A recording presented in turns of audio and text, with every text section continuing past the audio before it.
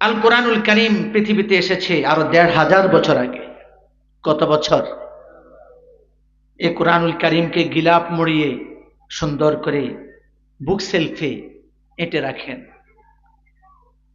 আমরা মনে করি এই কোরআনুল কারীমকে গিলাপ মুড়িয়ে সুন্দর করে হেফাজত করে বুক সেলফে রেখে দিলে আমাদের কোরআনকে হেফাজত করার দায়িত্ব হয়ে যায়, শেষ হয়ে যায়। ব্যাপারটা কি তদ্রূপ? মোটেও না। বলছিলাম সকল কাজের ক্ষেত্রেই আমাদেরকে এই কাজ কিভাবে হবে, এই কাজ কিভাবে করব, এই কাজ সম্পর্কে মানুষকে ধারণা নিতে হয়। ধারণা ছাড়া, পূর্ব ধারণা ছাড়া সাধারণত কোনো কাজ করা যায় না। আমরা মানুষ, প্রথম মানুষ ছিলেন হযরত আদম আলাইহিস সালাতু ওয়াস সালাম। রব্বুল আলামিন তাকে অনেক কিছু শিখিয়ে দুনিয়াতে পাঠিয়েছেন। এজন্য দুনিয়ার মানুষকে পরিচালনার জন্য তাকে দায়িত্ব দিয়েছেন। পৃথিবীর প্রাথমিক যুগে যখন পৃথিবীর জমিনে মানুষ পদার্পণ করেছে, তখন আদম আলাইহিস সালাতু ওয়াস সালামকে ওই সময়ের মানুষদেরকে যা যা শেখানো দরকার সবকিছু বুঝিয়ে শুনিয়ে শিক্ষা দিয়ে তাকে দুনিয়াতে প্রেরণ করেছেন। ঠিক তদ্রূপ কালের পরিক্রমায় পর্যায়ক্রমে অনেক নবীরা দুনিয়াতে এসেছেন। সর্বশেষ নবী এবং রাসূল হিসেবে রব্বুল আলামিন প্রেরণ করেছেন নবী মুহাম্মদুর রাসূলুল্লাহ সাল্লাল্লাহু আলাইহি সাল্লামকে। তিনি মহান শিক্ষক মানবতার জন্য। দুনিয়ার এই মানুষ কিভাবে চলবে তিনি তা শিক্ষা দিয়েছেন। রব্বুল আলামিন কোরআনুল কারীমের মধ্যে বলেছেন, লাকাদ আরসালনা রুসুলানা বিল বাইয়িনাত ওয়া আনজালনা মাআহুমুল কিতাবা ওয়াল মিজান লিয়াকুমান নাসু বিল কিসত।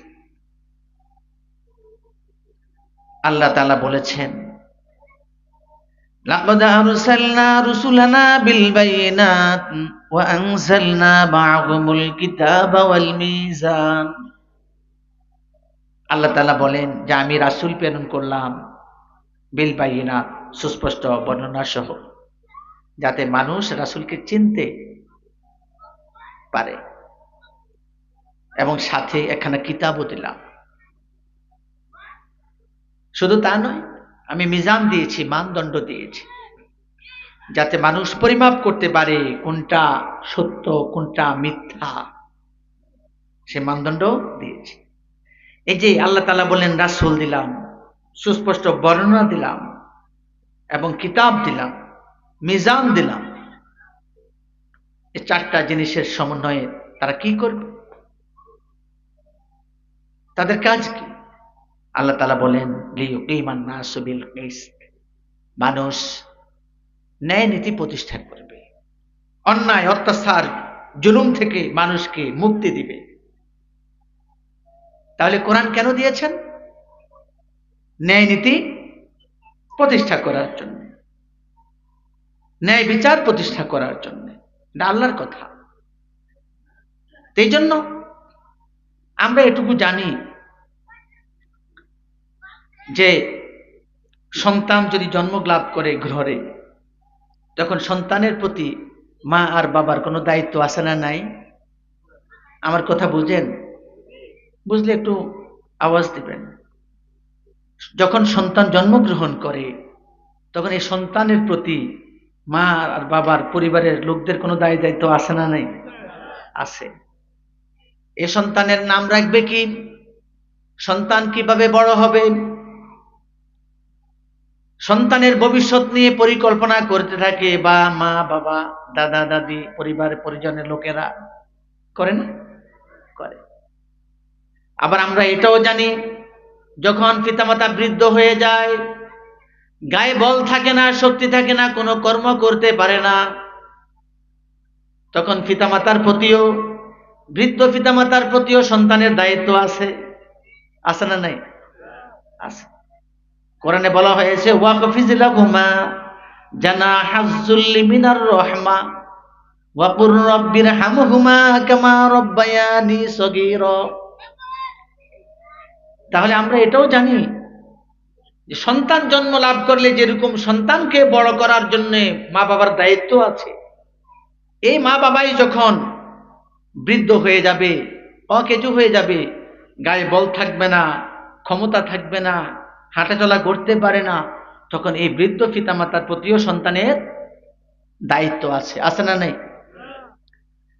পিতামাতার সেবা করা, পিতামাতার যত্ন করা, পিতামাতার চিকিৎসার ব্যয় বহন করা, পিতামাতাকে সুস্থ করে রাখার জন্য, ভরণ পোষণ দেওয়ার জন্য সন্তানের উপরে ওয়াজিব, সন্তানের উপর ওয়াজিব।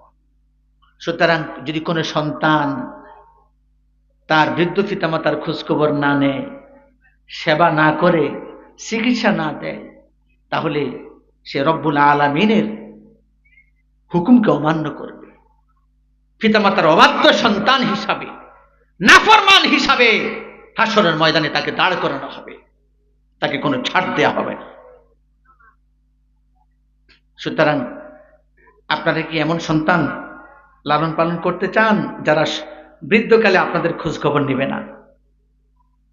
কি এরকম সন্তান কি লালন পালন করতে চান যারা আপনার বৃদ্ধকালে খোঁজ খবর নেবে না, যারা আপনাকে ডাক দিলে অন্যায় কাজ করে ডাক দেবেন আর আপনাকে উল্টো কিছু বলবে? এরকম সন্তান চান? তাহলে আমরা দুইটা জিনিস পেলাম, যে সন্তান জন্ম লাভ করলে যেরকম সন্তানের প্রতি মা বাবার দায়িত্ব আছে, ঠিক তদ্রূপ বৃদ্ধ পিতামাতার প্রতিও সন্তানের দায়িত্ব আছে, আছে না নাই? আছে। আমরা যদি সমাজে বসবাস করি, পাশের ঘরের, পাশের বাড়ির, পাশের গ্রামের মানুষের প্রতিও আমাদের দায়িত্ব আছে, তারা আমাদের প্রতিবেশী। কি বলেন? রাসূল কারীম সাল্লাল্লাহু আলাইহি ওয়াসাল্লামকে জিজ্ঞেস করলেন হযরত আয়েশা সিদ্দিকা রাদিয়াল্লাহু তাআলা আনহা, আমার কাছে কিছু খেজুর আছে,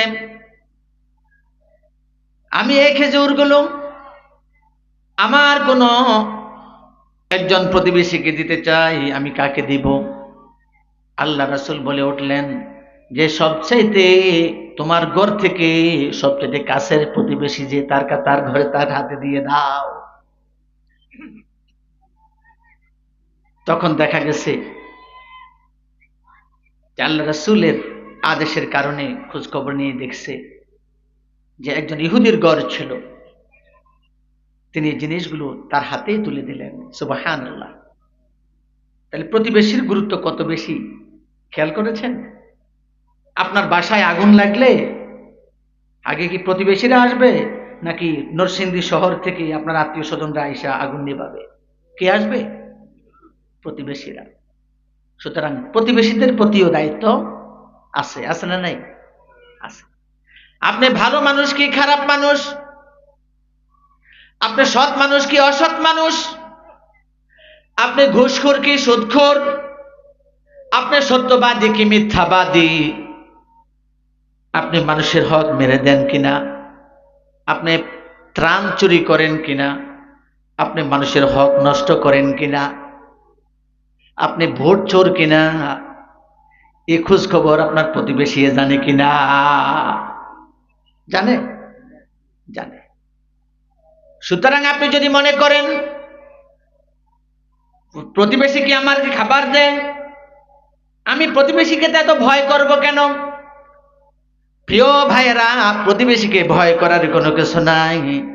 তবে আপনার সকল কাজের, সৎ কাজ আর অসৎ কাজ হোক, ভালো কাজ হোক আর খারাপ কাজ হোক, সত্য কথা হোক আর মিথ্যা কথা হোক, আপনি যে পরিবেশে চলেন, যে সমাজে আপনি বসবাস করেন, ওই সমাজের সকল মানুষ আপনার সাক্ষী হয়ে যায় সকল কাজের। সুতরাং আপনি ভালো কাজ করবেন না খারাপ কাজ করবেন, ভালো ব্যবহার করবেন না খারাপ ব্যবহার করবেন, সেটা সাক্ষী দিবে কে? আপনার প্রতিবেশীরা। আপনি কতটুকু ভালো মানুষ এটা আপনার ঘরের লোকে জানেন, আপনার ঘরের কর্মচারী জানে, আপনার পাশের ঘরের লোকে জানে, পাশের বাড়ির লোকে জানে, আপনার প্রতিবেশীরা জানে। সুতরাং প্রতিবেশীর হক আছে, আছে না নাই? আছে। প্রিয় ভাইরা, আসুন আমরা যে দিন মানি, যে ধর্ম মানি, ধর্মের নাম কি? ভাই শরম লাগে বলতে? এই যে চুপ করে আছেন, আমরা যে ধর্ম মানি এই ধর্মের নাম কি? কবরের মধ্যে একটা প্রশ্ন থাকবে না এমন, যে ওমা দীনুকা, তোমার ধর্ম কি, তোমার জীবন ব্যবস্থাটা কি ছিল? কি এরকম থাকবে না? থাকবে। সুতরাং আমরা যে ধর্ম মানি এই ধর্মের নাম কি? ইসলাম। ইসলাম অর্থ শান্তি, ইসলাম অর্থ নিরাপত্তা, ইসলাম অর্থ আত্মসমর্পণ করা। ইসলাম অর্থ কি? আত্মসমর্পণ করা। সুতরাং যে ব্যক্তি ইসলাম গ্রহণ করে সে ইসলামের সমস্ত হুকুমের কাছে সে সারেন্ডার করে। কোর্টে আসামিরা সারেন্ডার করেন, যে মহামান্য আদালত আমি হাজির, আমি সারেন্ডার করলাম, আপনি আমার জন্য যে কোনো হুকুম দিতে পারেন, আপনার হুকুমের বাইরে আমার যাবার আর কোনো সুযোগ নাই। সুতরাং যে ব্যক্তি ইসলাম গ্রহণ করে, ইসলাম অর্থ আত্মসমর্পণ করা, ইসলাম অর্থ আত্মসমর্পণ করা, যে আমি আত্মসমর্পণ করলাম, যে আমি ইসলাম ছাড়া আর কোনো কিছু মানি না, ইসলামের হুকুম ছাড়া আমি আর কোনো কিছু মানব না, লা ইলাহা ইল্লাল্লাহ, আমাকে হুকুম করার মালিক একমাত্র আল্লাহ। সুতরাং ইসলাম গ্রহণ করার পর ব্যক্তি নিজের স্বাধীন ইচ্ছায় আর কোনো কিছু করার ক্ষমতা রাখে? কথা বলেন, কোনো কিছু করার ক্ষমতা রাখে? ক্ষমতা রাখে না। তাহলে প্রশ্ন হয় যে হুজুর, আল্লাহ হুকুম করছে সুদ খাইও না, ঘুষ খাইও না, আমরা তো খাই, তাহলে আমার ক্ষমতা না থাকলে কি আমি খাই? না, আপনার ক্ষমতা আছে, এই জন্যই খান। তবে তবে কি? তবে হচ্ছে এটা, আপনাকে মনে রাখা দরকার, কুকুর, বিড়াল, বাঘ, সিংহ, হাতি সহ আল্লাহ তাআলা অনেক প্রাণী সৃষ্টি করেছেন, করেন নাই? সৃষ্টি করেছেন। কিন্তু এরকম কোনো ঘটনা শুনেছেন যে হাসরের ময়দানে হাতি, বিশাল মোটা প্রাণী, তাকে দাঁড় করাবে, তার বিচার হবে, তার আমলনামা দেওয়া হবে ডান হাতে বাম হাতে? এ ধরনের কোনো ঘটনা শুনেছেন? শোনেন নাই। এতে বোঝা যায় হাতির জীবন ব্যবস্থা নিয়ে রব্বুল আলামিন হাতিকে জবাবদিহিতার কাঠগড়ায় দাঁড় করাবেন না। হাতির জন্য জান্নাত জাহান্নামের ব্যবস্থা নাই। তাহলে মানুষের বিচার হবে কেন? কি প্রশ্ন তৈরি হয় না? মানুষের বিচার হবে কেন? কেন? একটাই কারণ, কারণ হলো সত্য কোনটা মিথ্যা কোনটা যাচাই করার ক্ষমতা কার? মানুষের। কার? সত্য কোনটা মিথ্যা কথা যাচাই করার ক্ষমতা কার দিকে, কাকে দিয়েছেন? কথা বলেন, কাকে? মানুষকে দিয়েছেন। কোনটা ভালো জিনিস কোনটা খারাপ জিনিস এটা বোঝার এই ক্ষমতা আল্লাহ তাআলা কাকে দিয়েছেন? দুইটা জিনিস রাখলেন, আপনি বললেন যে তোমার যেটা পছন্দ তুমি সেটা নিতে পারো, পছন্দ করার ক্ষমতা রব্বুল আলামিন কাকে দিয়েছেন? মানুষকে। সুতরাং ঠিক তদ্রূপ রব্বুল আলামিন বলে দিয়েছেন, ইহদিনাস সিরাতাল মুস্তাকিম, তোমরা সিরাতুল মুস্তাকিমের পথে চলো, আল কোরআনের পথে চলো, রাসূলের আদর্শের পথে চলো।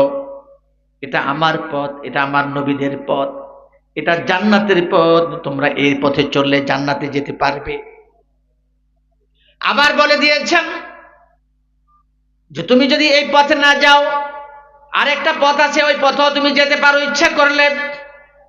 তবে মনে রাখবা, এই পথে গেলে তোমার গন্তব্য হবে জাহান্নাম, সেখানে দাউ দাউ করে আগুন জ্বলছে, জাহান্নামের ফেরেশতারা রেডি আছে, তুমি এই পথে গেলেই তোমাকে সেখানে পাকড়াও করবে, জ্বলন্ত অগ্নিকুণ্ডে তোমাকে নিক্ষেপ করবে।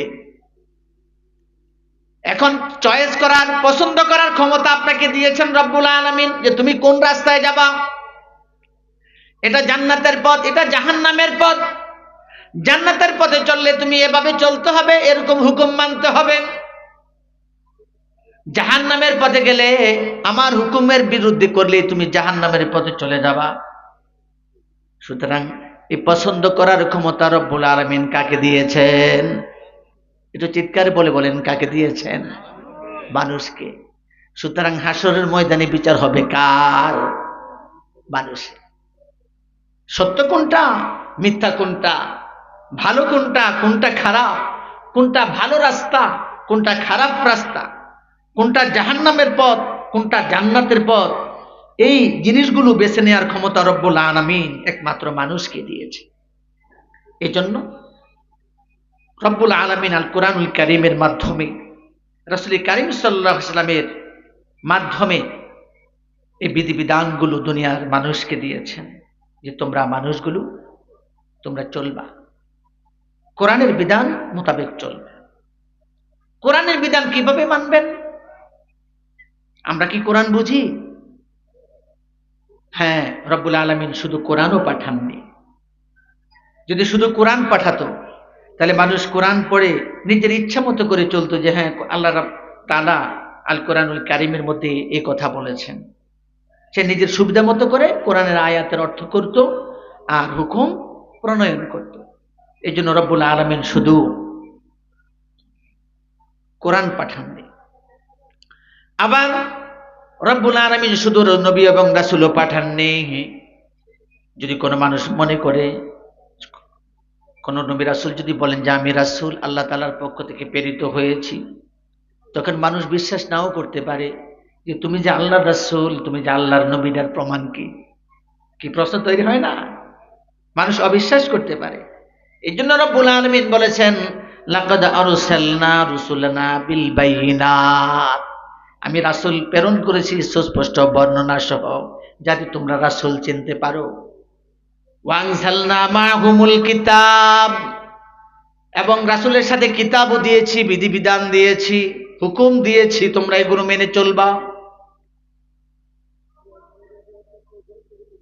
ওয়ানজালনা মাহুমুল কিতাব ওয়াল মিজান, এবং মানদণ্ড দিয়েছি, লিয়ুকিমান নাসু বিল কিসত, যাতে মানুষ নবী রাসূলদের নির্দেশনার ভিত্তিতে, কোরআনের আদর্শের আলোকে, কোরআনের হুকুমের আলোকে মানুষ ন্যায় বিচার প্রতিষ্ঠা করতে পারে। এই জন্য নিজের মতো করে ইসলাম মানার কোনো সুযোগ নাই। আছে? কোন গাউস কুতুবের মতো ইসলাম মানার সুযোগ আছে? নাই। কোন দরগা, কোন দুর্গার আদর্শের আলোকে ইসলাম মানার কোনো সুযোগ নাই। আমাদের দেশে যখন মানুষ চাকরির জন্য আবেদন করে, তখন চাকরির জন্য আবেদন করলে আবেদনপত্রের সাথে সার্টিফিকেটের কপিও দিতে হয়, যে তার শিক্ষাগত যোগ্যতা কি কি আছে। এখন সার্টিফিকেটের মূল কপি যদি দিয়ে দেয়, এটা যদি হারিয়ে যায়, এই জন্য কর্তৃপক্ষ লেখে যে সত্যায়িত শিক্ষা সনদের সকল কপি দরখাস্তের সাথে সংযুক্ত করবেন। সত্যায়িত কপি অর্থাৎ সার্টিফিকেটকে ফটোকপি করে। এখন এই ফটোকপির যে একটা মূল কপি আছে, এটার প্রমাণ কি? ফটোকপি তো মানুষ বানাতে পারে। এই জন্য গেজেটেড অফিসার কি করে, এখানে সিল দেয়, ফটোকপিতে সিল দেয়, স্বাক্ষর করে এবং লেখে অ্যাটাস্টেড, অর্থাৎ সত্যায়িত। অর্থাৎ ফটোকপি যেটা দিয়েছে এটার মূল কপিও আছে। ঠিক তদ্রূপ দরখাস্তের সাথে যখন শিক্ষাগত যোগ্যতার সকল সনদপত্র দেয়া হয়, সত্যায়িত করে দেয়া হয়, তখন কর্তৃপক্ষ দেখে দরখাস্ত উল্টিয়ে দেখে কোনটার সাথে সার্টিফিকেটের কপি আছে, কোনটাতে নাই। যেগুলোর সাথে সার্টিফিকেটের কপি নাই এগুলো বাতিল। এরপরে যেগুলোর সাথে সার্টিফিকেটের কপি আছে এগুলো যাচাই করে যে সিল আছে কিনা, এটা সত্যায়িত কিনা। কেননা গেজেটেড অফিসার যদি এটাকে সত্যায়িত করে, তাহলে এটার মূল কপি আছে, এটা প্রমাণিত হয়, না এটা কি বাতিল, মনে করে এটা ভুয়া। ঠিক তদ্রূপ একটা মানুষ তার মানব জীবনে সে কি দান করবে, সাদাকা করবে, রুকু করবে, সেজদা করবে, ইবাদত করবে, সমাজ সেবা করবে, সবকিছু করবে, কিন্তু এই কাজগুলো তার সত্যায়িত হওয়া লাগবে। কিভাবে সত্যায়িত হবে? রাসূল এই কাজ কিভাবে করেছেন, রাসূলের সাহাবীরা কিভাবে করেছেন, রাসূলের তাবিরা কেমন করেছেন, তাবিরা কেমন করেছেন, আইমাই মুজতাহিদিন কেমন করেছেন, কোরআনের আদর্শের আলোকে করেছেন কিনা, হাদিসের নির্দেশনার ভিত্তিতে করেছেন কিনা, রাসূলের সুন্নত দ্বারাই উম্মতের প্রতিটি কাজকে সত্যায়িত করা হবে। রাসূলের সুন্নত দ্বারাই যদি কোনো কাজ সত্যায়িত করা না যায় তাহলে ওই কাজ বাতিল, ওই কাজ বিদআত, ওই সমস্ত কাজের জন্য আপনার গুনাহ ছাড়া আর কোনো কিছুই পাবেন না। এই জন্য নিজের মতো করে ইবাদত করার কোনো সুযোগ নাই। নিজের মতো করে ইবাদত করার কোনো সুযোগ নাই। আছে না আমাদের দেশে যে লাফদি হাল দিয়া যে করো জিকির যেমনি মাওলা রাজি হয়, বলে কি না? কোনো সুযোগ নাই। লাফ দিয়ে হাল দিয়ে কি নবী এবং সাহাবীরা জিকির করেছেন? করেননি। সুতরাং আমাদেরকে সতর্ক থাকতে হবে। ইসলামে এমন কোনো কাজ নাই যা আপনি নিজের মতো করে করবেন, কোনো সুযোগ নাই। নিজের মতো করে যদি করতে যান তাহলে আপনি এক নাম্বার দোষী বানাবেন রাসূলকে। বলেন নাউজুবিল্লাহ। রাসূল যেভাবে, যে সিস্টেমে, যে তরিকা, যে পদ্ধতি আপনাকে বাতলে দেননি এই কাজ করার জন্য, রাসূলের সাহাবীরা যেভাবে বলে দেননি, এর বিপরীতে যদি আপনি কোনো কাজ করেন তাহলে আপনি সর্বপ্রথম প্রমাণ করেন যে নবী করিম সাল্লাল্লাহু আলাইহি সাল্লাম ইসলামটা দুনিয়াতে যেভাবে দেয়া দরকার ছিল, মানুষকে যেভাবে বোঝানো দরকার ছিল সেভাবে বোঝায় নাই। বলেন নাউজুবিল্লাহ। কিন্তু দোষারোপ করা হয় না। আর ইবাদত হিসেবে আপনি নিজের মতো করে যে কোনো কাজ করার সুযোগ নাই। কিভাবে করবেন? করতে হবে নবী রাসূলরা যেভাবে করেছেন, সাহাবীরা যেভাবে করেছেন, খোলাফায়ে রাশিদিন যেভাবে করেছেন সেভাবেই করতে হবে ইবাদত। আসুন প্রিয় ভাইয়েরা, বলছিলাম পিতামাতা যদি বার্ধক্যে চলে যায়, বৃদ্ধ হয়ে যায়, তখন সন্তানের একটা দায়িত্ব থাকে পিতামাতার প্রতি, থাকে না? থাকে। বাড়ির সামনে যদি একটা মসজিদ দেন, মসজিদ বানান, এই মসজিদের প্রতি মুসল্লিদের তখন দায়িত্ব থাকে কিনা? কি দায়িত্ব? এটা কিভাবে টাইলস লাগাবে, কিভাবে মাইক লাগাবে, এগুলো মোটেও না। বাড়ির সামনে যদি একটা মসজিদ বানান তাহলে এই মসজিদের প্রতি আপনার প্রথম দায়িত্ব হলো মসজিদকে আবাদ করা। এখানে কিভাবে সুন্দর নিয়মে নামাজ পড়ানো যায়, ইমাম রাখা যায়, মসজিদের মসজিদের আশপাশের সকল মানুষকে কিভাবে মসজিদে আনা যায়, অর্থাৎ মসজিদকে আবাদ করতে হবে, মসজিদে মুসল্লি বাড়াতে হবে, মানুষকে নামাজি বানাতে হবে। আপনি টাইলস করা মসজিদ বানালেন, সুন্দর মসজিদ বানালেন, কিন্তু মসজিদে মুসল্লি নাই, এই মসজিদের কোনো কাম আছে? কোনো কাম নাই। সুতরাং যদি আপনি মসজিদ বানান, আপনার দায়িত্ব হলো মসজিদকে আবাদ করা, 5 ওয়াক্ত আযান দেওয়া, জামাতের ব্যবস্থা করা, আশপাশের মানুষগুলোকে মসজিদে ডেকে নিয়ে আসা, তাদেরকে মুসল্লি বানানো। যেমন ঠিক তেমনি আপনি যদি বিয়ে করেন, বিয়ে করলেই কি ইজাবার কবুল দিয়ে কি বিয়ে শেষ? কথা বলেন, বিয়ে শেষ? এক নাস্তিক প্রশ্ন করেছে যে তোমাদের নবী মুহাম্মদ তো বলেছে মান ক্বালা লা ইলাহা ইল্লাল্লাহ দাখালাল জান্নাহ, যে ব্যক্তি বলবে যে লা ইলাহা ইল্লাল্লাহ, আল্লাহ ছাড়া কোনো মাবুদ নাই, ওই ব্যক্তি জান্নাতে যাবে। তাহলে তোমরা কি বলো তোমাদের নবীর এই কথা কি সত্য? বলেন আল্লাহ রাসূল কি কখনো অসত্য বলেছেন? কখনো বলেন।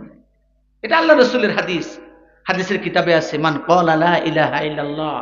বলেন মান ক্বালা লা ইলাহা ইল্লাল্লাহ, বলেন না আমার সাথে, মান ক্বালা লা ইলাহা ইল্লাল্লাহ দাখালাল জান্নাহ। খুব ছোট্ট হাদিস। যে ব্যক্তি বলবে আল্লাহ ছাড়া কোনো মাবুদ নাই, ওই ব্যক্তি জান্নাতে যাবে। কথাটা খুব সহজ না? তখন এই নাস্তিক বলে তো তোমাদের নবী কি কখনো অসত্য বলে?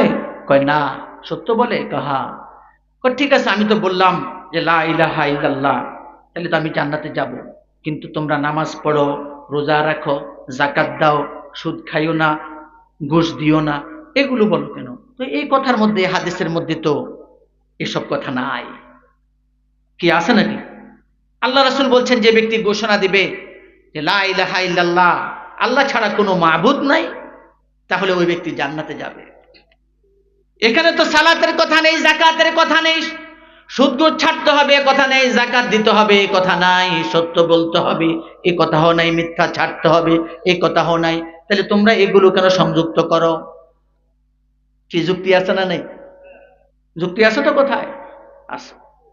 প্রিয় ভাইয়ারাম, আশরাফ আলী থানভী রহমতুল্লাহ আলাইহি এ কথার একটা উপযুক্ত জবাব দিয়েছেন এভাবে।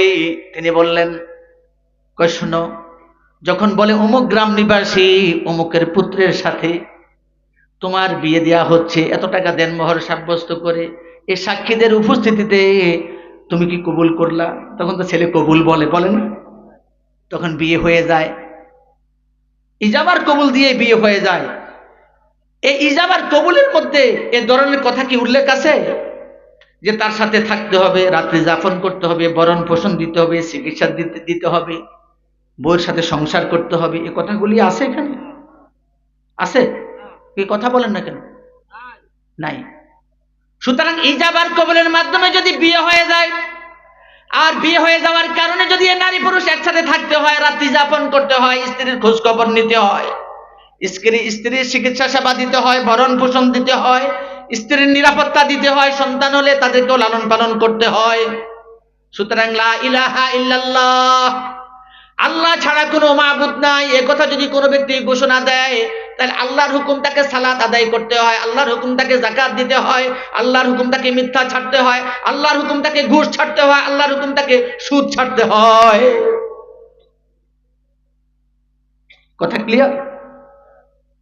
সুতরাং নিজের মতো করে ইসলাম মানার কোনো সুযোগ নাই। তাহলে আসুন প্রিয় ভাইয়েরা, ডাক্তারের কাছে যান, ডাক্তার আপনার অবস্থা শুনে আপনাকে একটা প্রেসক্রিপশন লিখে দেয়, বাম পাশে কিছু লিখে দেয়, এটা খাবেন না, এটা খাবেন না, এটা করবেন না, এটা করবেন না, দেয় কিনা? এরপরে ডান পাশে কয়েকটা ওষুধের নাম লিখে দেয়। কি লেখে? যে এই এই ওষুধগুলো আপনি 2 বেলা 3 বেলা 4 বেলা খাবেন, 1 মাস খাবেন, 2 সপ্তাহ খাবেন, দেয় কিনা? দেয়। ডাক্তার সাহেব এই প্রেসক্রিপশন লিখে দেওয়ার পরেও আপনি ওষুধ কিনতে যান, কেনার পরে আবার জিজ্ঞেস করেন, ভাই একটু নিয়মগুলো একটু বলে দেন, কোনটা কোন বেলা খাইতে হবে, কয় বেলা খেতে হবে। শিক্ষিত মানুষও জিজ্ঞেস করে, অশিক্ষিত মানুষরাও জিজ্ঞেস করেন। তার মনে একটা ডাক যে আমি উলুট পালুট ওষুধ খেতে চাই না, তার কারণ আমি যদি এই প্রেসক্রিপশনের নির্দেশনার আলোকে ওষুধ খেতে না পারি তাহলে আমার জীবন শেষ। নিয়ম মেনে খেলে ঔষধ, আর অনিয়মে খেলে বিষ, মারা যেতে পারে মানুষ। কি বলেন? মারা যেতে পারে না? তাহলে আসুন, রব্বুল আলামিন যে আমাদেরকে পরকালে জান্নাত দিবে, এত নাজ নিয়ামতের ব্যবস্থা রেখেছে, এবং দুনিয়াতে থাকাকালে আমাদেরকে আদেশ দিয়েছেন, বলা হয়েছে ওয়ামা খালাকাতুল জিন্না ওয়াল ইনসা ইল্লা লিয়াবুদুন, যে আমি জিন এবং মানব জাতিকে সৃষ্টি করেছি আমার ইবাদত করার জন্য। তাহলে এই মানব জাতি ইবাদত করবে কিভাবে? বলেন, নিজের মতো করে ইবাদত করার সুযোগ আছে? নিজের মতো করে ইসলাম মানার সুযোগ আছে? আমার কথা বুঝে থাকলে একটু জবাব দিবেন। ভাই আমি শিক্ষক মানুষ, বারবার ছাত্রদেরকে পড়াতে গেলে জিজ্ঞেস করি, তোমরা কি বুঝছো? আপনারা আমার ছাত্র না, আপনারা আমার ভাই, কিন্তু আপনারা আমার কথা বোঝেন কিনা এটা তো আমার বুঝতে হবে। এই জন্য একটু জবাব দিয়েন, মনে কষ্ট নিয়েন না প্রিয় ভাইয়েরা। এই জন্য ইসলামের প্রতি যেরকম সন্তানের প্রতি পিতামাতার দায়িত্ব আছে, পিতামাতার প্রতি সন্তানের দায়িত্ব আছে, সমাজে বসবাস করলে প্রতিবেশীর প্রতি প্রতিবেশীর দায়িত্ব আছে, আছে না নাই? আছে। ঠিক তদ্রূপ আমরা যে ইসলাম ধর্মের লোক, আমি যে নিজেকে মুসলিম হিসেবে পরিচয় দেই না? তো এই পরিচয় যে আমি দেই, যে ইসলাম, যে রব্বুল আলামিন মানবতার মুক্তির জন্য যে ইসলাম দিয়েছেন, এই ইসলামী জীবন যাপন করতে হলে আমি কিভাবে করব, কি করা উচিত, কোনটা আমার জন্য বৈধ, কোনটা আমার জন্য বৈধ নয়, আমি কি সেটা জানি? সেটা আমি জানি? তাহলে আমি যদি মুসলিম পরিচয় ধারণ করতে হয়, তাহলে ইসলাম আমাকে কি আদেশ করেছে, ইসলাম আমাকে কিভাবে চলতে শেখায়, ইসলাম আমাকে কিভাবে চলতে নির্দেশ দেয়, সেই জিনিসটা আমার জানার দরকার আছে না নাই? আছে। তাহলে ইসলামের প্রতি মুসলমানদের দায়িত্ব চারটা। কয়টা? চারটা। পিতার প্রতি সন্তানের দায়িত্ব আছে না? সন্তানের প্রতি পিতা মাতার দায়িত্ব আছে না? আছে। দায়িত্ব আছে। প্রতিবেশীর প্রতি প্রতিবেশীর দায়িত্ব আছে না? নাই। তাহলে আমরা যে ইসলাম ধর্ম মানি, আমাদের এই ইসলাম ধর্ম দেখতে দেখা যায়? কথা বলেন, দেখতে দেখা যায়? দেখা যায় না। ধরা যায়? ছোঁয়া যায়? ছোঁয়া যায় না।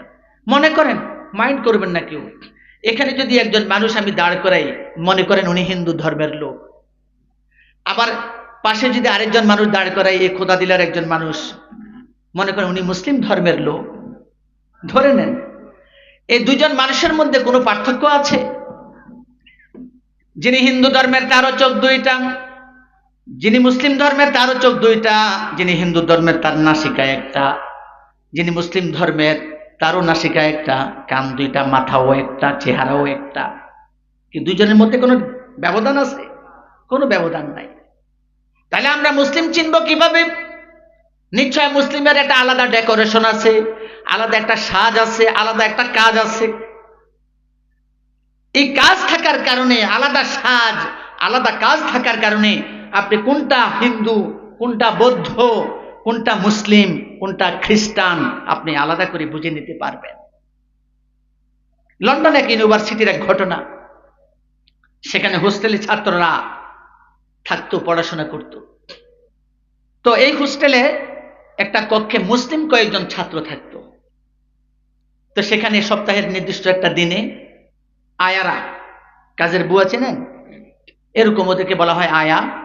আয়ারা সপ্তাহের নির্দিষ্ট একটা দিনে কি করতো, ছাত্রদের পোশাকগুলো নিয়ে যেত, ওয়াশ করার জন্য নিয়ে যেত। একদিন এই মহিলা চিন্তা করলো, কিরে কি ব্যাপার, আমি এই কক্ষ থেকে যখন এই কাপড় চোপড় নিই, কাপড় চোপড়গুলো অত্যন্ত পরিষ্কার, অত্যন্ত পরিচ্ছন্ন, কোনো দুর্গন্ধ নাই, এরা এই পরিষ্কার কাপড়গুলো আমাকে কেন আবার ওয়াশ করতে দেয়? তখন একদিন সে কাপড় যখন হাতে দিল যে ওয়াশ করার জন্য কাপড় দাও, তারা কাপড়গুলো দিয়ে দিল। বলে যে ভাই, আপনাদের কাপড়গুলো তো অনেক পরিষ্কার পরিচ্ছন্ন, কোনো দুর্গন্ধ নেই, এগুলো কেন আমাকে দিয়ে কষ্ট করান, আমাকে এগুলো কেন আপনারা ওয়াশ করতে দিচ্ছেন? অথচ আমি অন্যান্য কক্ষ থেকে যে সমস্ত কাপড় চোপড়গুলো নিয়ে যাই, সেগুলো অনেক দুর্গন্ধ, ময়লা আবর্জনা থাকে, নিঃশ্বাস টানা যায় না, কিন্তু আপনারা আমাকে কেন কষ্ট দিচ্ছেন? তখন বলল, শোনো বোন, আমরা এই কাপড়গুলো ওরা যতদিন ইউজ করেছে সপ্তাহে, আমরাও ততদিন ইউজ করেছি, ব্যবহার করেছি, সুতরাং আমাদের দৃষ্টিতে কাপড়টা ময়লা হয়ে গেছে। কয় না, আপনাদের কাপড়ে তো দুর্গন্ধ নেই, ওদের কাপড়ে অনেক দুর্গন্ধ। কয় শোনো, আমরা মুসলিম, আমরা মুসলিম, আমাদের নবী বলেছেন আর তাহারাতু শাতরুল ঈমান, পবিত্রতা ঈমানের অংশ, ঈমানের অংশ। আমরা পবিত্র জীবন যাপন করি, কোন মুসলিমের গায়ে দুর্গন্ধ থাকতে পারে না, কোন মুসলিমের পোশাকে ময়লা আবর্জনা, নাপাক, অপবিত্র জিনিস লেগে থাকতে পারে না।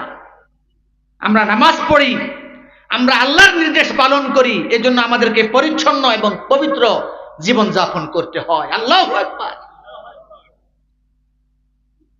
মহিলা জানতে চাইলো, তাহলে কি করো তোমরা?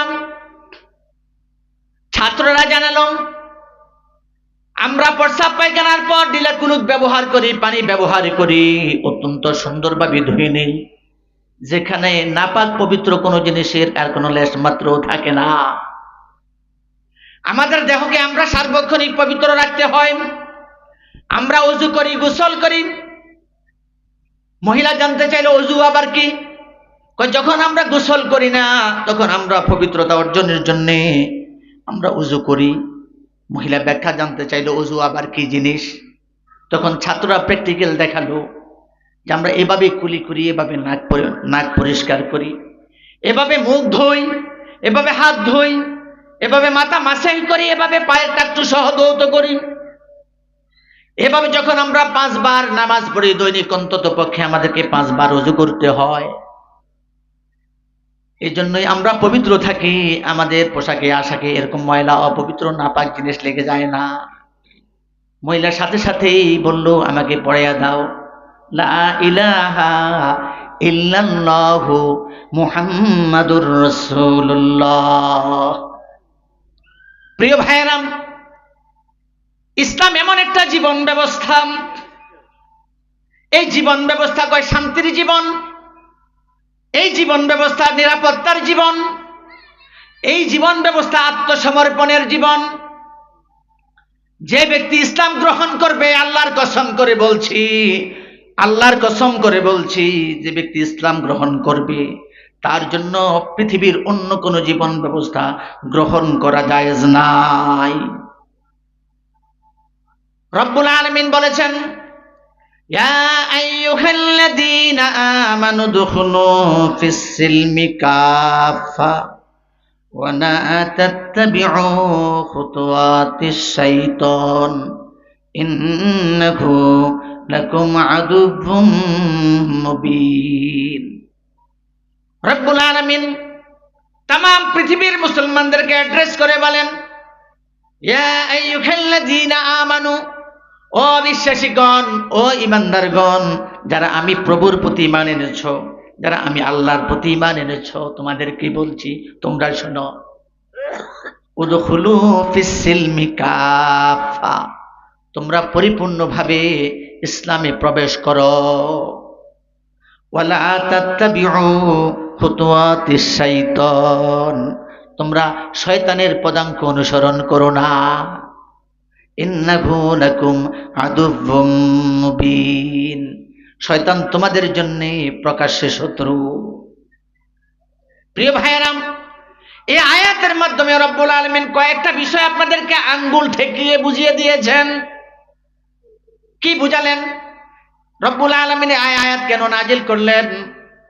আব্দুল্লাহ ইবনে সালাম, আসাদ ইবনে উবাইদ এবং হযরত সা'লাবা রাদিয়াল্লাহু তাআলা কতিপয় ইহুদি ধর্মের পণ্ডিত ছিলেন, এরকম বেশ বিশেষজ্ঞ ছিলেন বেশ কয়েকজন সাহাবী। এরা ইহুদি ধর্মের অনেক বড় বড় আলেম ছিলেন। যখন তারা তাওরাতের আমল করত, তখন তাওরাতের মধ্যে যে শেষ নবী আসবে, নবী মুহাম্মদুর রাসূলুল্লাহর বিভিন্ন দৃষ্টান্ত আগমনের খবর সেখানে আছে। আলেম মানুষ তারা, পণ্ডিত, অনেক বড় বড় আলেম ছিলেন তারা। আব্দুল্লাহ ইবনে সালাম, আসাদ ইবনে উবাইদ, হযরত সা'লাবা, তারা যখন বুঝতে পারলো যে না, নবী মুহাম্মদুর রাসূলুল্লাহ তিনি হচ্ছেন শেষ নবী, আমাদের এখন দায়িত্ব হচ্ছে তার উপর ঈমান আনা। আল্লাহু আকবার। তারা ঈমান গ্রহণ করলেন। তো তারা ইহুদি ধর্মের অনেক বড় বড় আলেম ছিলেন, পণ্ডিত ছিলেন, তারা অনেক আমলদার ছিলেন। একবার তারা চিন্তা করলেন, তারা কি করতেন, শনিবারে তারা কি করতেন, পবিত্র দিন হিসাবে পালন করতেন, আমরা যেরকম শুক্রবার পালন করি। একবার রাসূল করিম সাল্লাল্লাহু আলাইহি সাল্লামের কাছে তারা হাজির হলেন, বলেন, ইয়া রাসূলুল্লাহ, কি ইয়া রাসূলুল্লাহ, আমরা ইহুদি ধর্মের অনেক বড় বড় পণ্ডিত ছিলাম, অনেক বড় আলেম ছিলাম, তাওরাতের গবেষণা করে আমরা বুঝতে পেরেছি আপনি আখিরি নবী, আপনি আখিরি পয়গম্বর নবী মুহাম্মদুর রাসূলুল্লাহ, আমরা বুঝতে পেরেছি। এই কারণে আপনার প্রতি ঈমান এনেছি, কুরআনুল কারীমের প্রতি ঈমান এনেছি। কিন্তু আমরা যতটুকু সম্ভব নতুন মুসলিম হিসাবে, নতুন মুসলমান হিসাবে ইসলামের আকীদা বিশ্বাসের উপরে টিকে থাকার জন্য যতটুকু সম্ভব আমরা আমল করছি, কোরআনের হুকুম বাস্তবায়ন করার জন্য চেষ্টা করছি। কিন্তু আমরা দীর্ঘ জীবন তাওরাতের আমল করতাম, শনিবারকে ইবাদতের দিন হিসাবে পালন করতাম। ইসলাম গ্রহণ করেছি, ঠিক আছে, যদি আপনি অনুমতি দিতেন তাহলে আমরা পাশাপাশি সেটাও পালন করতাম। আল্লাহ রাসূল আল্লাহ তাআলার নির্দেশনা ব্যতিরেকে কোনদিন কোনো মানুষের উদ্দেশ্যে কোনো কথা বলেননি। আল্লাহ রাসূল চুপ ছিলেন। তখন আল্লাহ তাআলা নাজিল করলেন, ইয়া আইয়ুহাল্লাযীনা আমানু উদখুলু ফিস সিলমি কাফা ওয়া লা তাত্তাবিউ খুতুওয়াতিশ শাইতান ইন্নাহু লাকুম আদুউম মুবিন। আল্লাহ তাআলা তাম পৃথিবীর সমস্ত মুসলিমদেরকে অ্যাড্রেস করে বলেন, হে ইমানদারগণ, হে বিশ্বাসীগণ, তোমরা যদি সত্যি আমার প্রতি ঈমান এনে থাকো, আমাকে রব হিসেবে স্বীকার করো, কোরআনকে সত্য ধর্মগ্রন্থ হিসেবে যদি মেনে নাও, আল্লাহর কিতাব হিসেবে যদি কোরআনকে তোমরা গ্রহণ করো, তাহলে তোমাদের কাজ হচ্ছে উদখুলু ফিস সিলমি কাফা, তোমরা পরিপূর্ণভাবে শুধু ইসলামের মধ্যেই প্রবেশ করবা, ইসলামের কথাই মেনে চলবা, এখানে তাওরাতের কোনো গবেষণা করার সুযোগ নাই। ইসলাম কি? একটা ঘর, ধরে নেন এটা একটা গ্লাস, এই গ্লাসে পরিপূর্ণ জীবন, এই গ্লাসে যদি পরিপূর্ণভাবে আপনি পানি দিতে চান, তাইলে কি আধা ইঞ্চি পরিমাণ খালি রাখলে পরিপূর্ণ হবে? কথা বলেন, আধা ইঞ্চি খালি রাখলে পরিপূর্ণ হবে? 100 পরিমাণও যদি খালি রাখা হয়, তাহলে কি পরিপূর্ণ হবে? হবে না। মনে করেন আপনি ঘরে ঢুকলেন, ঘরে মাথা ঢুকালেন, পাও ঢুকালেন, কিন্তু একটা হাত বাইরে রাখলেন, তাইলে কি পরিপূর্ণভাবে ঢুকবে? ঢুকবে না। অর্থাৎ যখন আপনি পরিপূর্ণভাবে ঘরে ঢুকবেন, তখন আপনার সমস্ত অঙ্গ প্রত্যঙ্গ পুরোটাই ঢুকাতে হবে, তাইলে এটা হলো কি? পরিপূর্ণভাবে প্রবেশ করা। ঠিক তদ্রূপ ইসলামে আপনি পরিপূর্ণভাবে কিভাবে প্রবেশ করবেন? ইসলাম তো কোনো ঘর না যে আপনি একটা ঘর আছে, ঘরের মধ্যে ঢুকে পড়লেন। ইসলাম কোনো ঘর নয়, বরং ইসলাম একটা জীবন ব্যবস্থা। একটা মানুষ তার জীবন পরিচালনা করতে গিয়ে যখন খাবে, তখন ইসলাম যেভাবে বলছে ওইভাবে খাবে। যখন ঘুমাবে, তখন ইসলাম যেভাবে বলছে এইভাবেই ঘুমাতে হবে। যখন আপনি ব্যবসা করবেন, তখন ইসলাম যেভাবে বলছে ব্যবসা করার জন্য ওইভাবেই ব্যবসা করবেন। যখন আপনি কথা বলবেন, তখন ইসলাম আপনাকে যেভাবে শিখিয়েছে, রাসূল আপনাকে যেভাবে শিখিয়েছে কথা বলার ধরন কেমন হওয়া উচিত, সেভাবে আপনি কথা বলবেন। যখন আপনি রাষ্ট্র চালাবেন, সকল কাজ মসজিদে আসলেন, ইসলামের বিধান মোতাবেক চললেন, যাকাত দিলেন, ইসলামের বিধান মোতাবেক চললেন। কিন্তু যখন চেয়ারম্যান হবেন আর মেম্বার হবেন, তখন না ইসলাম দরকার নাই? কি আছে? হ্যাঁ না, মেম্বারই আর চেয়ারম্যানের মধ্যে ইসলাম নাই, আছে নাকি? 9.5 লক্ষ বর্গ কিলোমিটারের প্রেসিডেন্ট ছিলেন নবী মুহাম্মদ রাসূলুল্লাহ সাল্লাল্লাহু আলাইহি সাল্লাম। কত কিলোমিটার? 9.5 লক্ষ বর্গ কিলোমিটারের প্রেসিডেন্ট ছিলেন। আল্লাহর এই পৃথিবীতে একটাই ধর্ম যেটা পরিপূর্ণতা পেয়েছে রাষ্ট্র ক্ষমতার মধ্য দিয়ে। কিন্তু আমাদের দেশের মুসল্লিরা মসজিদে যায় ঠিকই, সকালে কোরআন তেলাওয়াত করে ঠিকই, এবং যে সিস্টেমে আল্লাহ তাআলার দরবারে সিজদা দেওয়া দরকার ওই সিস্টেমে দেয়, কিন্তু মসজিদ থেকে বের হলে তার সাথে আর ইসলাম থাকে না। থাকে? মসজিদ থেকে বের হয়ে সুদের লেনদেন করে, ঘুষের লেনদেন করে, মিথ্যা কথা বলে, মিথ্যা সাক্ষ্য দেয়। মেম্বারিয়া চেয়ারম্যানই পেলে তো আর কথাই নাই। ত্রাণও চুরি করে, মানুষের প্রাণও কেড়ে নেয়। আছে না নাই? আছে। প্রিয় ভাইয়েরাম, ইসলামের প্রতি মানুষের দায়িত্ব হলো 4টা। কয়টা? ইসলামের প্রতি মানুষের দায়িত্ব কয়টা? 4টা। 1 নাম্বার দায়িত্ব হচ্ছে, রব্বুল আলামিন বলেন, ইকরা বিসমি রাব্বিকাল্লাযী খলাক, খলাকাল ইনসানা মিন আলাক, ইকরা ওয়া রাব্বুকাল আকরাম আল্লাযী আল্লামা বিল কলাম। রব্বুল আলামিন বলেন, ইসলামের প্রতি তোমাদের প্রথম দায়িত্ব হচ্ছে ইকরা, তোমরা পড়ো। কার নামে পড়বেন? রব্বুল আলামিন নিজেই বলে দেন, এমন পড়াশোনা করবা, ইকরা বিসমি রাব্বিকা আল্লাযী খলাক, যে তুমি পড়বা তোমার প্রভুর নামে যিনি সৃষ্টি করেছেন।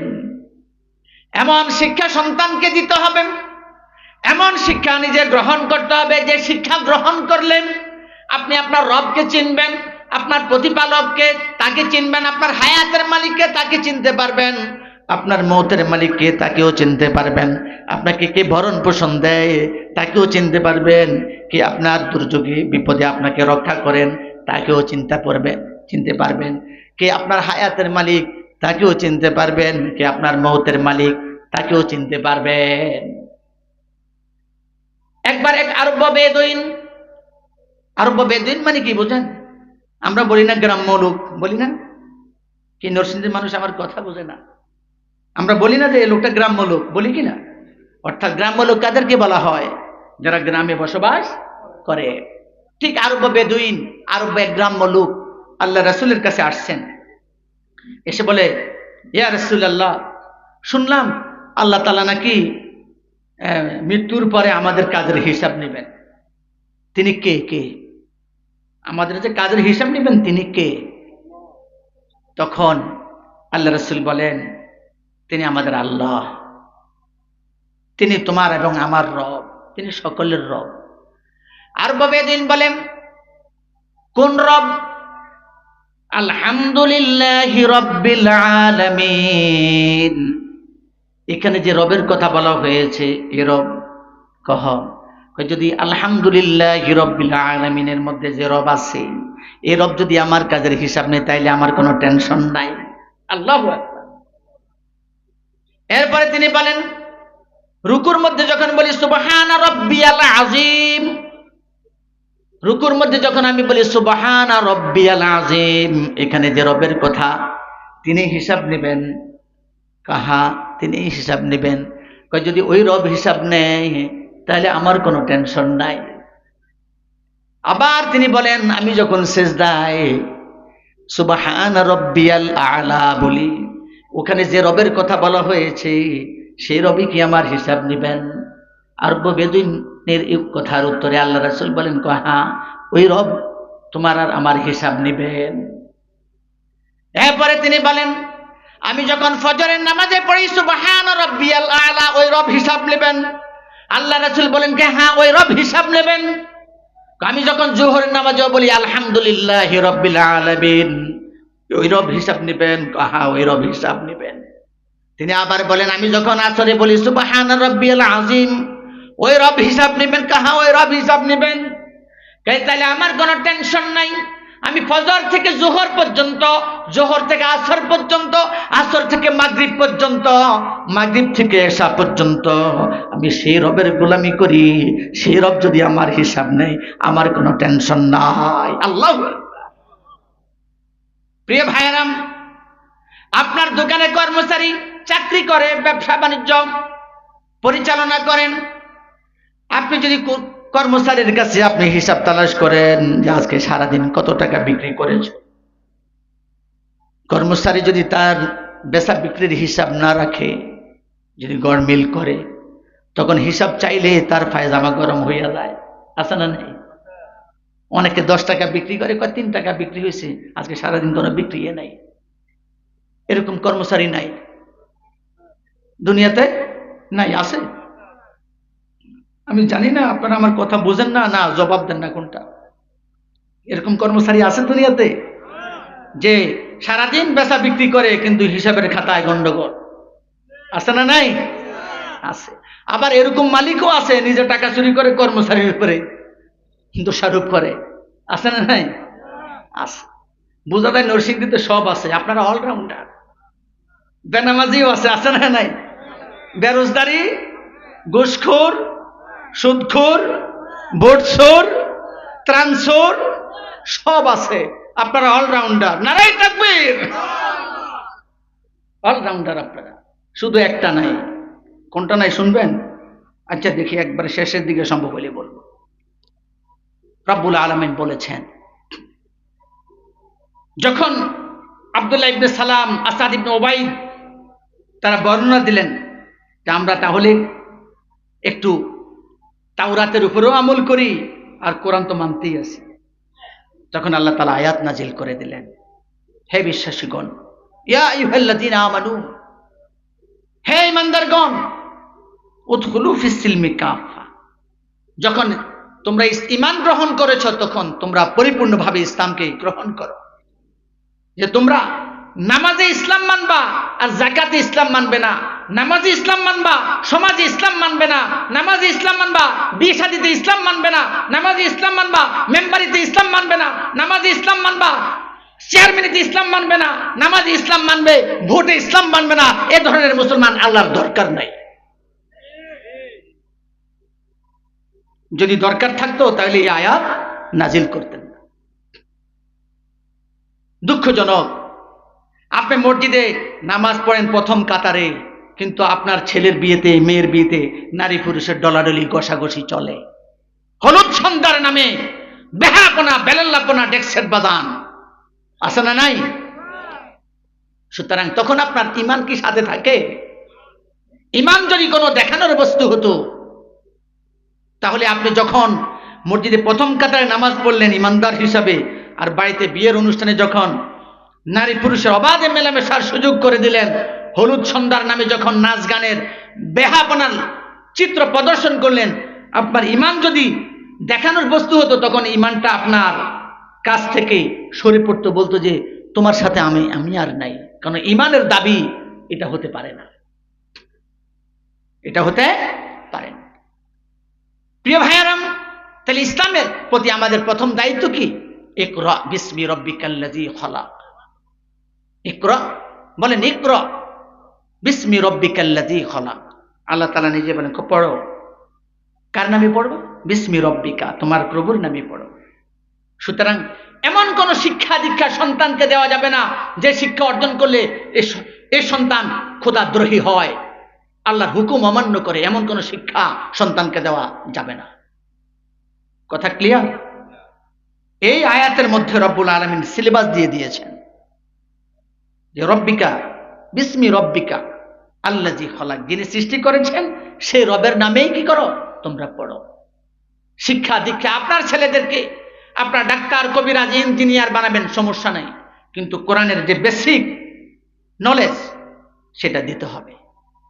কোরআনের শিক্ষা যদি কোনো ইমানদারের সিনাতে না থাকে, আল্লাহ রাসূলের ভাষা অনুযায়ী কয়, এটা হলো মরার বাড়ি, এটা ছাড়া বাড়ি, ভূত ফেতনির ভাষা। এই জন্য আমরা তো মনে করি আলহামদুলিল্লাহি রাব্বিল আলামিন আর রহমানির রহিম মালিকি ইয়াউমিদ্দিন ইয়্যাকা না'বুদু ওয়া ইয়্যাকা নাস্তাঈন ইহদিনাস সিরাতাল মুস্তাকিম। এভাবে পড়তে পারলে আমরা মনে করি কোরআন শেখা হয়ে গেছে আমার, মনে করি না? প্রিয় ভাইয়েরা, এই যে আপনার বয়স 60, 70, 40, 50, 35, 40 হয়ে গেল, আপনি কি কখনো চিন্তা করেছেন যে আমি নামাজ পড়ি ইহদিনাস সিরাতাল মুস্তাকিম, এই যে আমি বারবার পড়ি নামাজে, আমার রব এখানে কি বলেছেন আমাকে? কখনো চিন্তা করেছেন? কেন চিন্তা করেন? এখন আধুনিক যুগ, আপনি যদি কোরআন বুঝতে চান 3 মাসে 6 মাসে কোরআন বোঝা সম্ভব। শুধু কোরআন শরীফ দেখে দেখে পড়লেও অনেক সওয়াব, কিন্তু শুধু দেখে দেখে পড়ার জন্য আল কোরআন পৃথিবীতে আল্লাহ নাজিল করেন নাই। কথা বুঝতে পেরেছেন? শুধু কোরআন শরীফ দেখে দেখে পড়ার জন্য আল্লাহ তাআলা নাজিল করেন নাই। কোরআনের মধ্যে প্রতিটি পাতায় পাতায়, প্রতিটি লাইনে লাইনে আল্লাহ তাআলা তার বান্দাদের জন্য হুকুম নাজিল করেছেন। সুতরাং এই কোরআন যদি মানুষ না বোঝে, তাহলে সে আল্লাহ তাআলার হুকুম পালন করবে কিভাবে? কিভাবে পালন করবে? শুধু আপনি জন্ম নিলেন, বড় হলেন, বিয়ে করলেন, সন্তানের জন্ম দিলেন, বাবা হলেন, দাদা হলেন, চাচা হলেন, এটার জন্যই কি আপনি পৃথিবীতে এসেছেন? আপনাদেরকে যুক্তি দেখানো হয়, মাদ্রাসায় দিয়েন না বাচ্চাদেরকে, ভবিষ্যতে ভাত পাবে না ভাত। চট্টগ্রামের হযরত মাওলানা প্রখ্যাত মুফাসসিরে কোরআন হযরত মাওলানা মাজহারুল ইসলাম রহমতুল্লাহ আলাই দুনিয়াতে নাই, সম্ভবত তিনি আরো 30 বছর আগে ইন্তেকাল করেছেন। আমি ছোট্ট শৈশবে দেখেছি ওনাকে। যখন মাওলানা মাজহারুল ইসলাম সাহেব তিনি তার বিয়ের একটা ঘটনা বলেছেন, আমার বিয়ের প্রস্তাব নিয়ে যখন যে বাড়িতে পাঠানো হয়েছে, তখন ওই বাড়ির অর্থাৎ পাত্রীর দাদাকে তার প্রতিবেশী একজনে জিজ্ঞেস করলো, কি ব্যাপার, শুনলাম আপনার নাতিন বিয়ে দিচ্ছেন, কার কাছে দিচ্ছেন, কোথায় দিচ্ছেন? তখন চিটংয়ের ভাষায় তিনি বললেন, ওয়া তোমরা ফন্য না, হ্যাঁ মুলি মোজাবে চেনো না তোমরা? অর্থাৎ মাওলানা মাজহারুল ইসলামে, আমরা তো বলি মাওলানা, হেরা বলে মৌলি, মুলি মাজারে চেনো না তোমরা? কইবা ফন্য, কই যে ওয়াজ করে দেন সারা দেশে ইবা। কথা বুঝতে পেরেছেন? সারা দেশে ওয়াজ করে বেড়ায় মাওলানা মাজহার, ওনাকে চিনো তোমরা? কহ চিনি তো। কয়ে মুলি মুজহারের কাছে আর নাতিন বিয়ে দিচ্ছে, অর্থাৎ মাওলানা মাজহারুল ইসলাম সাহেবের কাছে আমার নাতিন বিয়ে দিচ্ছি। তখন ওই প্রতিবেশী বলে, ওডো মুলিশাবকলের কাছে মাইয়া ফুয়া দিদা লাগো, তারা ভাত খায় না খাইতো। কত বিদ্বেষ আলেমদের প্রতি, যে একজন আলেমের কাছে তোমরা মেয়ে বিয়ে দিচ্ছ, এরা ভাত খায়নি খাইতো বলি, এদের তো টাকা পয়সাই নাই, দরিদ্র মানুষ। যারা আজকে দরিদ্র তারাই তো এতিমখানায় আর মাদ্রাসায় পড়ায়। তখন অত্যন্ত গর্জিয়াস ভাবে ওই মেয়ের দাদা জবাব দিয়েছিল, কয় তুই ঠিক খইও মুলি সবক করলে বাত ন খায়, ইতারা মুরকার খল্লা যেটা খাইয়ে শিয়ালের বাপদাদা 1400 একটা মুরকার খল্লা ন খায়। বুঝতে পারছেন যে তুমি ঠিক বলেছ। মাওলানা মুন্সিরা মৌলবীরা ভাত খাওয়ার সুযোগ পায় না। তারা যত মুরগির মাথা খাইয়েছে দুনিয়াতে, শিয়ালের 14 গোষ্ঠী এত মুরগির মাথা খাইতে পারে না। তারা এত বেশি ভালো খায়। তারা পোলাও কোরমা খেয়েও তো শেষ করতে পারে না। ভাত খাওয়ার টাইম আছে না তাদের। প্রিয় ভাইয়েরা, আমি বলছিলাম ইসলামের প্রতি আমাদের দায়িত্ব কয়টা? 4টা। আপনারা দেখতে পেরেছেন, আমাকে স্লিপ দিয়েছে, টাইম শেষ। শুধু একটা দায়িত্বের কথাই আপনাদেরকে বলে দিলাম। ইসলামের প্রতি আমাদের প্রথম দায়িত্ব হচ্ছে ইসলামের জ্ঞান অর্জন করতে হবে, কোরআনের জ্ঞান অর্জন করতে হবে, হাদিসের জ্ঞান অর্জন করতে হবে। কোরআনের জ্ঞান যদি আমরা অর্জন করতে না পারি, ইমানদার হিসাবে পৃথিবীতে আমরা বসবাস করতে পারবো না। কোরআনের জ্ঞান যদি আমরা অর্জন না করি, কোরআনের কি হুকুম করেছে সেটা আমরা বুঝবো না, সেটা আমরা মানতে পারবো না। সুতরাং নিজে আলেম হন, সন্তানকে আলেম বানান, নাতিফুতিকে আলেম বানান, যাতে আখিরাতে যাওয়ার প্রাককালে আপনার নাতিফুতি, আপনার গোষ্ঠীগাতের আলেমরাই আপনার জানাজা দিতে পারে, কবরের সামনে দাঁড়াতে পারে।